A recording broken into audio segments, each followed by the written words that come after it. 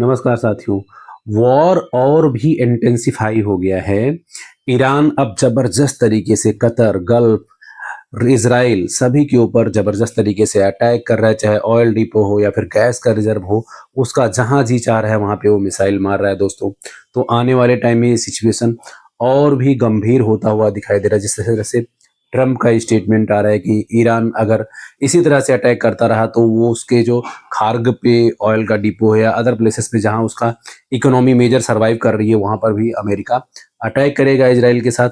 तो अब ये मामला बहुत ही गंभीर होता हुआ जा रहा है। पूरी दुनिया अब इसमें चपेट में आ चुकी है। इसके बारे में डिटेल में बात करेंगे। इसका मार्केट पे क्या इम्पैक्ट है, सिल्वर और गोल्ड के प्राइजेस क्यों लगातार गिरते जा रहे हैं, उस पर क्या इम्पैक्ट पड़ रहा है, साथ के साथ आने वाले टाइम में क्या स्ट्रेटजी होनी चाहिए अगर ये इसी तरह का गिरावट लगातार जारी रहा दोस्तों। इन सभी विषयों में डिटेल में बात करेंगे दोस्तों। अगर आप चैनल पे नए हैं तो लाइक करें, शेयर करें और सब्सक्राइब करें फ्रेंड्स। सबसे पहले बात करते हैं कल की। कल यूएस में फेडरल का रिजल्ट आया। ये पहले से पता था कि वहां पे रेट कट नहीं होने वाला है। उसके बाद लगातार यूएस के मार्केट में चाहे नेस्डैक हो, एसएनपी हो या फिर डाउ जोन्स हो, सब में जबरदस्त तरीके का गिरावट देखने को मिला, क्योंकि महंगाई वहां पे बढ़ रही है।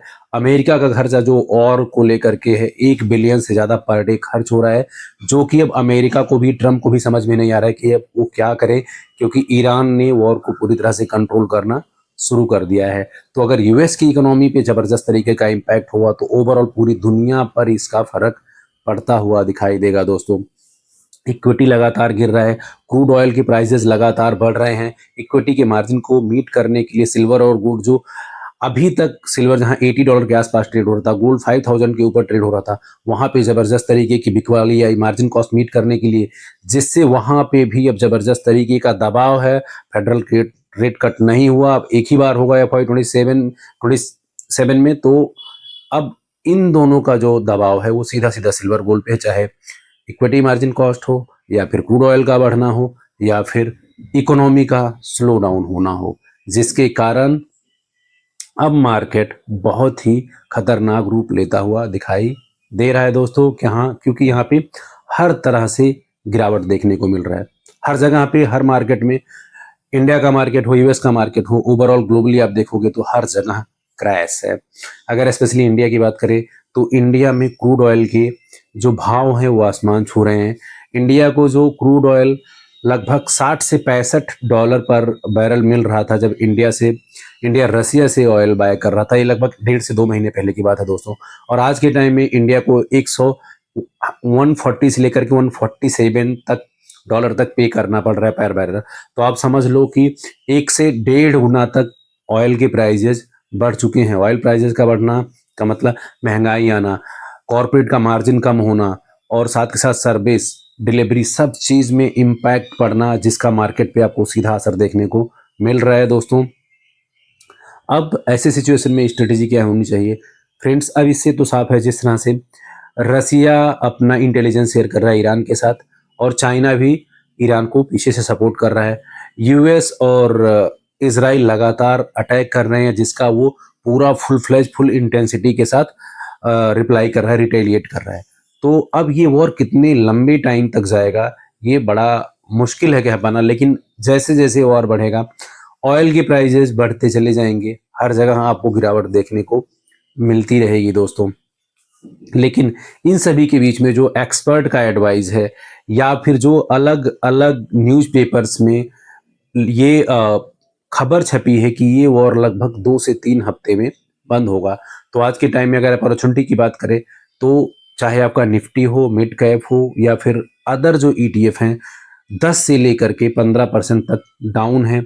अगर वहां पर आप सिप के माध्यम से निवेश करते हो तो जैसे ये वॉर कहीं से भी डीएस्केलेट होगा, निफ्टी इमीडिएटली अपने 26,000 पोजीशन को पहुंचने की कोशिश करेगा।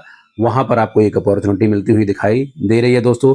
लेकिन आप उतना ही इन्वेस्ट करें जो आपके पास स्पेयर पैसा हो, जिसको आप 4 से 5 साल तक सस्टेन कर पाएं, तभी आप इस अपॉर्चुनिटी को ग्रैब कर सकते हो दोस्तों।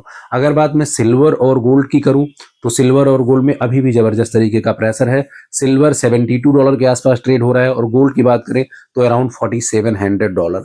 तो यहाँ पे जबरदस्त तरीके का गिरावट है उसके पीछे का रीजन वही है, इक्विटी का मार्जिन कॉस्ट, दुनिया भर में बिकवाली और साथ के साथ वॉर का इंटेंसिफाई हो जाना और फेडरल रेट कट ना होना, अमेरिका का इकोनॉमी स्लो डाउन में चले जाना और वहाँ का उनका जो डेथ है वो ज़बरदस्त तरीके का और भी बढ़ेगा, क्योंकि जो वॉर का एक्सपेंस है वो अब बढ़ता जा रहा है दोस्तों।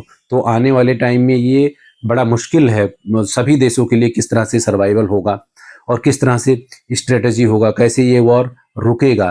क्योंकि अगर क्रूड ऑयल की बात करें तो चाहे वो स्पेशली इंडिया की बात करें तो सिर्फ क्रूड ऑयल तक की बात नहीं है दोस्तों, क्रूड ऑयल, फर्टिलाइजर या अदर एसेंशियल कमोडिटीज जो स्टेट ऑफ हॉर्मोन से होकर के इंडिया आ रहा था वो पूरा का पूरा ऑलमोस्ट बड़े मुश्किल से वहाँ पे शिपमेंट आ रहा है और आने के साथ जो प्राइजेस हैं वो बहुत ही हायर साइड हैं और एक्सपोर्ट भी ज़बरदस्त तरीके का इससे इम्पैक्ट है। तो ओवरऑल इकोनॉमी में प्रेशर है, इक्विटी में लगातार भारी गिरावट है और मार्जिन के वजह से यहाँ पे सिल्वर और गोल्ड के प्राइजेस में भी दबाव देखने को मिल रहा है दोस्तों। तो अगर आप फंडामेंटली देखोगे तो फंडामेंटली स्ट्रांग है, टेक्निकली स्ट्रांग है सिल्वर गोल्ड का, लेकिन ऐसा सिचुएशन है जहां चीजें लोगों के कंट्रोल में नहीं है तो यहाँ पे फंडामेंटल चार्ट एनालिसिस कुछ काम नहीं आता है।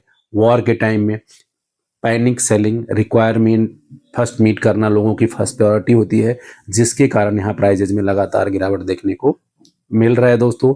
तो पेशेंस रखें, पैनिक सेलिंग ना करें, लॉन्ग टर्म का प्रॉस्पेक्ट रखें और जहाँ पे अपॉर्चुनिटी बन रही है वहाँ सिप के जरिए निवेश करें दोस्तों। आज के वीडियो में इतना ही, थैंक यू।